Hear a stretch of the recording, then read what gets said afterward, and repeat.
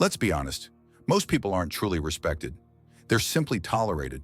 Maybe you felt it yourself. The polite smiles, the obligatory nods, the conversations that feel more like routines than real connections.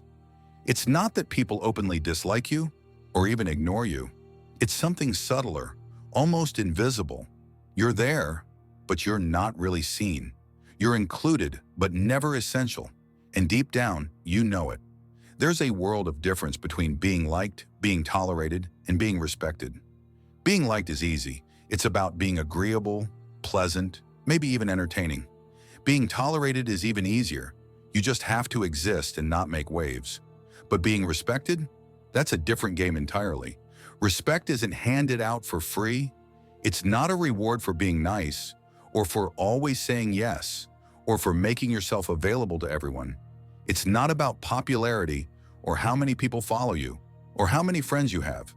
Respect is built on something much deeper: presence, consistency, and the kind of self-mastery that makes people pause before they cross your boundaries. It's about being someone whose absence is felt more than their presence is noticed. And here's the uncomfortable truth. If you're not respected, it's rarely an accident. More often than not, it's something you've allowed, even if you didn't realize it. So let's dig into why this happens and how, without meaning to, we often teach the world exactly how to treat us. So why does respect slip through your fingers, even when you try so hard to be good, to be liked, to be there for everyone? It's not because you're openly disrespected or because people are cruel. It's because you're too flexible, too forgiving, too eager to please. You bend so much for others that eventually you lose your own shape. You say yes when you want to say no. You let things slide, thinking it's the mature thing to do. You give second, third, and fourth chances, hoping your generosity will be recognized as strength. But what actually happens is the opposite. The more you forgive without consequence, the more you teach people that your boundaries are suggestions, not rules. The more you accommodate, the more invisible you become. Respect isn't lost in dramatic arguments or explosive betrayals. It dies quietly in the small moments when you let someone cross a line and pretend it didn't matter. It fades every time you justify someone else's behavior, every time you swallow your own needs to keep the peace. People don't wake up one day and decide to take you for granted. It happens gradually as your limits blur and your standards become negotiable. The world learns how to treat you by watching what you tolerate, not what you say you expect. And the truth is, when you make yourself endlessly available, when you never impose consequences, you become easy to overlook. You become the background, not the main character. Now that we've uncovered how respect is quietly eroded, let's look deeper into what actually commands respect. Because it's not about being feared or being loved, but about something far more fundamental in human psychology. Let's get to the heart of what really makes people respect someone. It's not about being intimidating or harsh, and it's definitely not about being everyone's favorite. At its core, respect is rooted in a very specific kind of fear. Not the fear of violence or humiliation, but the fear of predictable consequences. When people know exactly what will happen if they cross your boundaries, when your reactions are consistent and your standards are clear, they start to take you seriously. It's not about being cold or cruel. It's about being reliable in your firmness. People respect what they can't manipulate, what they can't sway with a sob story or a clever excuse. Think about it. The people you respect most aren't necessarily the ones who are the nicest or the most charismatic. They're the ones who are unwavering, who don't bend their rules for anyone, not even themselves. Their authority comes from their consistency, from the way they uphold their own standards without exception. This is where Machiavellian wisdom comes in, not in the sense of being ruthless, but in understanding that those who try to be both loved and feared often end up being neither. True respect is born from clarity and predictability. When people know that your boundaries are real, that your word is law in your own life, they adjust their behavior accordingly. So with this psychological foundation in place, let's move from theory to practice. How do you actually build and maintain this kind of respect in your daily life?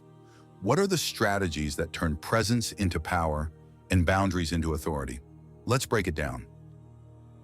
There are 3 pillars that hold up real respect, and if you master these, You'll notice the world starts to treat you differently, almost as if by instinct. The first pillar is predictable consequences. This is where most people fail because they let their emotions dictate their reactions. But respect isn't built on emotional outbursts or impulsive punishments. It's built on consistency. When someone crosses your line, the consequence must be automatic, non-negotiable, and delivered without drama. Think of it like gravity. It doesn't matter who you are. If you step off the edge, you fall. People need to know that your boundaries are not up for debate, that your standards don't change depending on your mood or their excuses. When you act with this kind of predictability, people start to weigh their actions more carefully around you. They know that if they fail you, something will happen, every time, without exception. The second pillar is the fear of regret. This isn't about making people afraid of you, but about making them fear losing you. It's a subtle art. You don't need to shout, threaten, or create scenes. Instead, you let your absence speak for you. When someone disappoints you, you don't need to punish theatrically. You simply withdraw your energy, your attention, your presence. And that void, that silence, is often more powerful than any confrontation. People quickly learn that disappointing you means losing access to you, and that loss is felt deeply. It's not about drama, it's about the quiet weight of your absence. The third pillar is the window of redemption. Everyone makes mistakes, and true authority isn't about being unforgiving. It's about offering one, and only one, genuine chance to make things right. This window is clear, limited, and non-negotiable. If someone fails you and you give them a path to redemption, they must know it's their only shot. If they waste it, it's over. No speeches, no second chances, just a closed door. Repeated forgiveness doesn't make you noble. It makes you easy to manipulate. Authority is strengthened when people know that redemption is possible, but only once.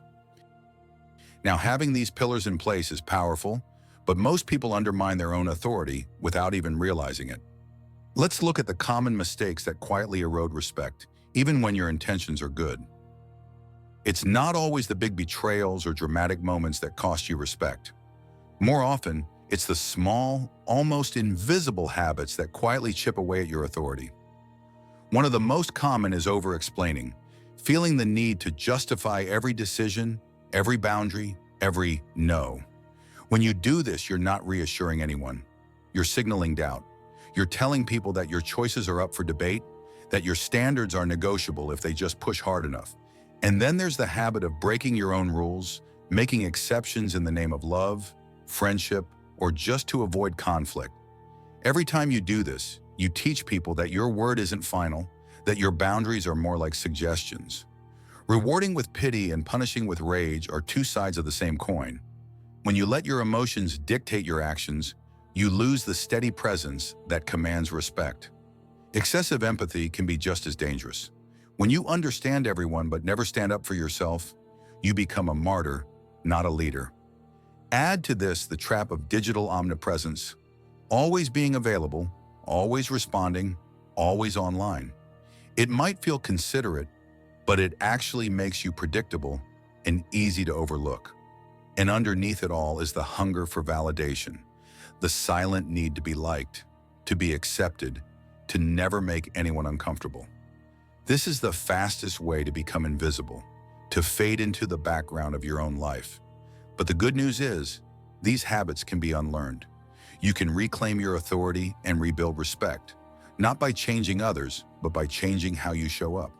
Let's talk about the positive behaviors and mindset shifts that make respect inevitable.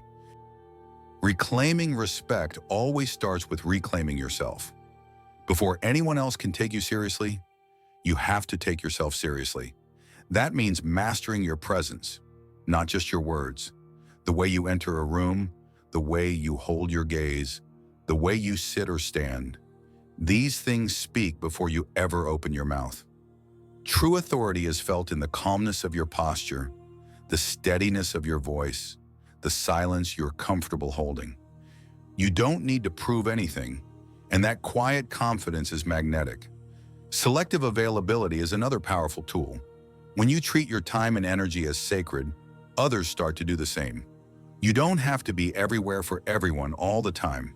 In fact, the more scarce your presence, the more valuable it becomes.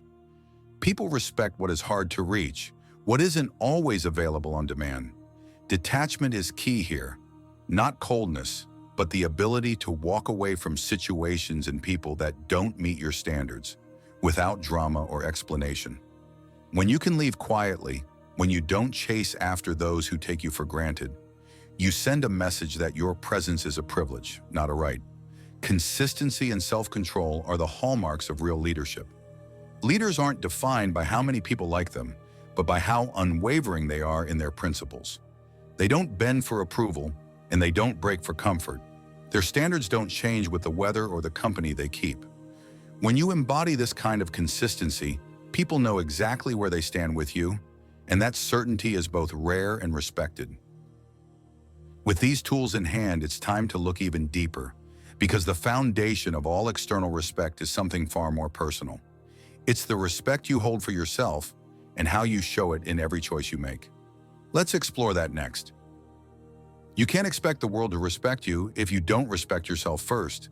It's impossible. Every boundary you set, every standard you uphold, every time you say, "This is enough," that's self-respect in action. It's not just about how others treat you, but about what you allow, what you tolerate, and what you walk away from. The way you let yourself be loved, the way you demand to be valued, the way you refuse to settle for crumbs, these are the ultimate acts of self-respect. When you accept less than you deserve, you're not being humble or patient. You're teaching the world that you'll take whatever is offered, no matter how little. Love without standards isn't love at all. It's just attachment, and attachment is never respected. When you set the bar for how you want to be treated, you're not being difficult. You're being clear about your worth, and the world responds to that clarity. People may not always like it, but they will respect it, and more importantly, you'll respect yourself. Now that we've built the case for self-respect, let's move to the final, most powerful lesson: the daily silent war that determines whether you hold your crown or give it away. Respect isn't something you win once and keep forever. It's a daily practice, a silent war you fight with yourself every morning. The most respected people aren't those who chase validation or need applause to feel worthy. They're the ones who act with integrity, even when no one is watching, who hold their standards steady even when it costs them comfort, approval, or company. They know that their presence is a privilege, not a right, and they're willing to lose whatever is necessary to protect that truth. Detachment is the secret weapon here. The ability to let go of what doesn't serve you, to walk away from anyone or anything that asks you to betray your own values. When you can do that, you become impossible to manipulate. You stop negotiating your worth, and the world has no choice but to adjust. The real power lies in not needing respect to feel whole, but in living so true to yourself that respect becomes inevitable. And that brings us to the final choice you have to make. Will you keep giving your power away, or will you finally hold your crown in silence? No matter who stays or who leaves, the choice is yours. You can keep blending into the background, hoping to be liked, or you can step forward and become the authority that no one dares to overlook. Remember, respect is never asked for. It's imposed quietly through relentless consistency and unwavering standards. The world will treat you exactly as you teach it to. So make your presence a privilege, not a given. Say it with me: I will be respected for what I do not negotiate. That's the line. Hold it and watch how everything changes.